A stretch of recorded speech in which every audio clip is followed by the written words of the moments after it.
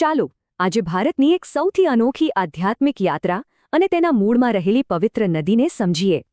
વિચાર કરો, એક એવી તીર્થયાત્રા જેનો મુખ્ય નિયમ છે નદીને ક્યારે પાર ન કરવી. આ છે નર્મદા પરિક્રમા, જેમાં નદીને જીવંત દેવી માનીને તેની પ્રદક્ષિણા કરવામાં આવે છે. પણ સવાલ એ છે કે આ નદી આટલી પવિત્ર કેમ છે? એનો જવાબ તેની ઉત્પત્તિની કથામાં છે. પૌરાણિક કથા કહે છે કે નર્મદા માત્ર પાણીનો પ્રવાહ નથી, એ તો સાક્ષાત ભગવાન શિવની પુત્રી છે.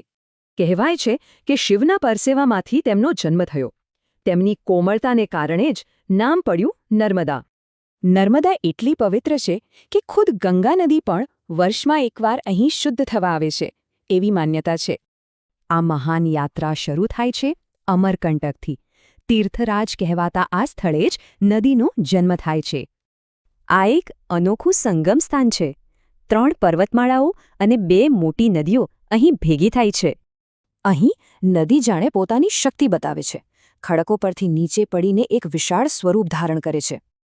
અમરકંટકમાં પ્રાચીનતા અને આધુનિકતાનો સંગમ જોવા મળે છે. એક તરફ મંદિરો તો બીજી તરફ નવી સુવિધાઓ.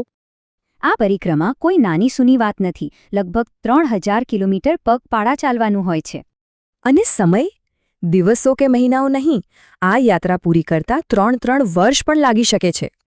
આ યાત્રાના નિયમો કડક છે. પગપાળા ચાલવું, સાદું જીવન અને સૌથી મોટો નિયમ, નદી ક્યારેય ઓળંગવી નહીં. રસ્તામાં ઓમકારેશ્વર જેવા અનેક શક્તિશાળી તીર્થ સ્થળો આવે છે. આ ટાપુનો આકાર ઓમ જેવો છે. નદી પ્રત્યેની આ અતૂટ શ્રદ્ધા એક મોટા વાર્ષિક ઉત્સવ નર્મદા જયંતીમાં જોવા મળે છે.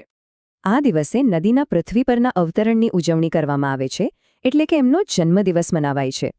આ દિવસે દેવી નર્મદાની પૂજા તેમના દિવ્ય સ્વરૂપમાં થાય છે. મગર પર બિરાજમાન, હાથમાં કળશ અને શિવલિંગ.